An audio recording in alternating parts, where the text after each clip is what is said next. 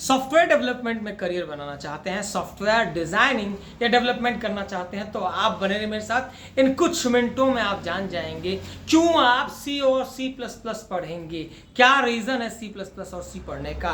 तो यहाँ पे मैं स्टार्ट करता हूँ, लेट नहीं करूंगा मैं। देखिए क्या है ना कि किसी को भी प्रोग्रामिंग करनी है या डेवलपमेंट करना है, उसे दो चार चीजें बहुत इंपॉर्टेंट है जो पढ़नी होती हैं। फिलहाल सी एक ऐसा लैंग्वेज है जिससे अदर लैंग्वेजेस तैयार हुई हैं। कई सारी लैंग्वेज, इवन अभी पाइथन का जमाना है ना, पाइथन भी सी से ही तैयार हुई है। अब सी में कुछ ऐसे इंपॉर्टेंट कॉन्सेप्ट्स हैं जिनको मैं बताना चाहूंगा जो कि हर एक प्रोग्रामिंग लैंग्वेज में मिलती है। तो आते हैं और सी को यहाँ पे मैं बताने वाला हूँ क्यों पढ़ेंगे।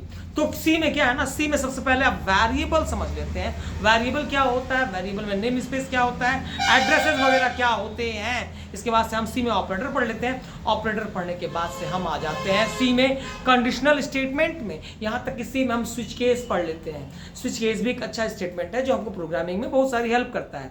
देखिए सी पढ़ के मैं नहीं कह रहा आप इंजीनियर बन जाएंगे, लेकिन सी पढ़ के ये जरूर कह रहा हूं कि प्रोग्रामर बन जाएंगे, प्रोग्रामिंग आ जाएगी।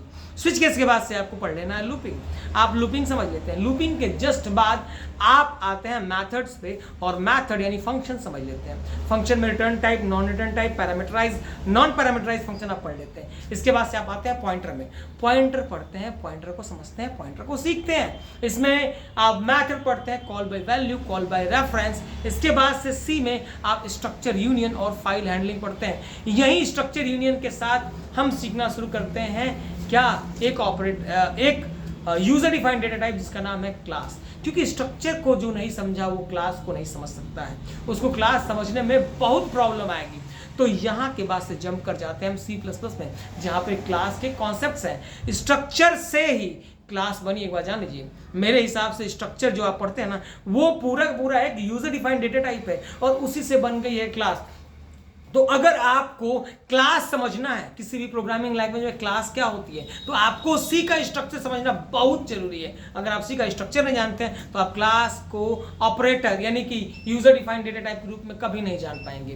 क्लास आप जाइए कहाँ पे, सी प्लस प्लस में आ गए। सी प्लस प्लस में उप्स के कॉन्सेप्ट को पढ़ लीजिए। अगर आप सी प्लस प्लस में अपने आप को कंफर्टेबल नहीं पा रहे हैं, आप चाहते हैं डेवलपमेंट में कुछ अच्छा पढ़ लेना, तो यहाँ से मूव कर जाएंगे आप जावा की तरफ। जावा में आ जाएंगे। जावा में पढ़िए क्लास क्या होता है, ऑब्जेक्ट क्या होता है, मेथड क्या होता है, मेथड ओवरलोडिंग क्या होता है, पॉलीमॉर्फिज्म क्या होता है, डायनेमिक डिस्पैच क्या होता है। ओवरऑल ये सब चीजें आप पढ़ के सीख सकते हैं। यहाँ तक कि आप यहाँ पे इनहेरिटेंस, एनकैप्सुलेशंस, मल्टी थ्रेडिंग, जीयूआई वगैरह भी पढ़ सकते हैं। तो मेरे हिसाब से आपको सी और सी प्लस प्लस, इसके बाद से जावा पढ़ के अपने करियर को, प्रोग्रामिंग करियर को स्टार्ट करना चाहिए। बने रहिए ऐसे वीडियो के लिए दुर्गेश सर के साथ। Thanks for watching, bye bye.